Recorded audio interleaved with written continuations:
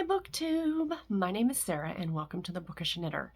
Today I am coming to you with another weekly reading plans video. Weekly TBR video? Weekly TBR video. So this is for week number 46 and it's going to be November the 12th through November the 18th. So guys, halfway through November. Craziness, isn't it? Crazy. So I've got 4 books here that I'm going to share with you. And yeah, so let's jump into it, shall we? So I do pick these based on, because I'm trying to read books off of my shelf. So the first one is a book from my Kindle, from my backlist on my Kindle. And what I do actually is that I try and pick a word, and I'm just like, okay, think of a word. And then I key that word into the search function on either Kindle, Kobo, or the Harlequin e-reader, like my bookshelf on harlequin.com with all of my ebooks on it. And then I just pick a book at random that has that word in the title, or sometimes the author's name, or what have you.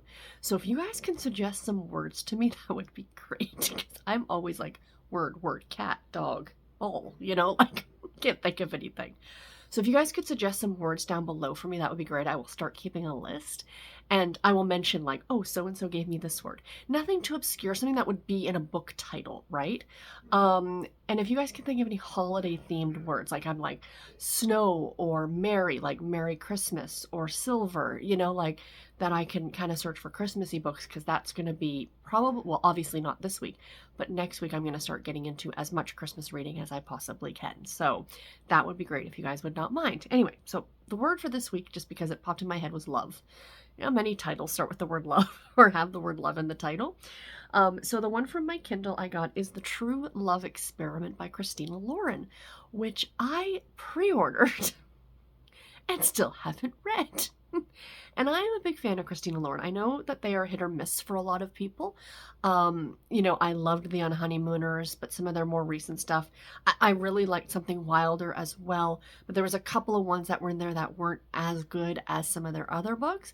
But I'm looking forward to this one. And I think what really clued me into this one, like when I was scrolling through the list of books that had that word in them, was the fact that I just saw that their new book is coming out next spring or summer. And I'm very excited. So I'm like, I've got to get this one read. So that's my game plan. The True Love Experiment by Christina Lauren. The one for my Kobo, same thing. Took the word love, keyed it in, and a couple books came up. And this one came up, and it has been on my Kobo. It's one of the longest. It's been on my Kobo for like the longest bit of time. It's been on there for years and years. And that is Can't Hurry Love by Melinda Curtis, which is the first book in the Sweetwater Springs series. I love Melinda Curtis. She writes on the sweeter side of romance, and this is a great small town contemporary series. I think I've read later books in the series, but luckily enough, this is book number 1, so I'm very excited to get into it. No idea what it's about. Again, just a small town contemporary. On the sweeter side, if you like Terry Wilson's writing, you will like Melinda Curtis's writing. She also writes for the Harlequin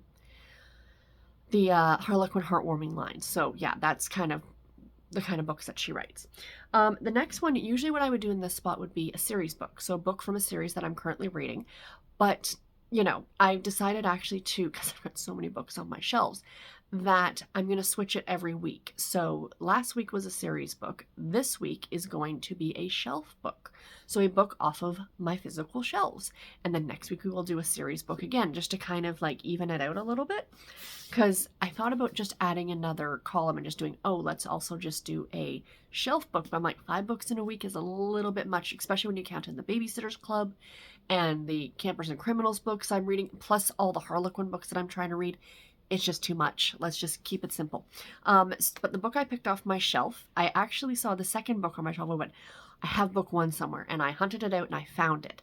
And again, this is one that I bought like when it first came out and still haven't read it yet. It doesn't have love in the title. That's not the purpose of the shelf books, but just it's for the other ones. We have The Dachshund Wears Prada by Stephanie London. So yay, I'm very excited. This is the first book in the Pause in the City. I wrote it down. Pause in the City series. And it says, how do you start over when the biggest mistake of your life has more than 1 million views? We've all been there, haven't we? So yeah, very excited about finally getting to this one. I love Stephanie London's work. If I was saying Melinda Curtis is on the sweet side, Stephanie London tends to be on the spicier side of romance. So I'm very excited about this one. And last but not least, my Harlequin book pick for the week. This one doesn't have love in it. When I typed love into the search engine for that, came up with like 1,200 titles. I think on the bookshelf function on harlequin.com, it also searches, I think it also searches like what the book is about. Like it searches all the, not the text of the book, but like what would be on the back of the book.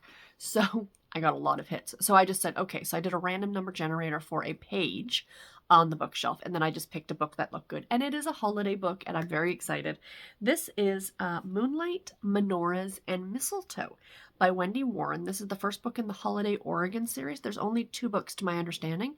This came out, I think, in 2021. The second book came out in 2022.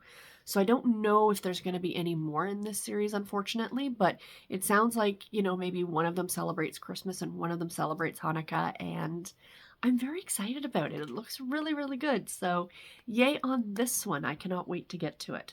So anyway, guys, that is it for today's video. I'm keeping it short because I am actually filming this on Friday morning and I need to go and get ready for work. But I hope that you guys enjoyed it, and let me know what you plan to read in the coming week, or have you read any of these books yourselves? And until my next video, everybody, take care and happy reading. Thank you all so much for watching. Bye, guys.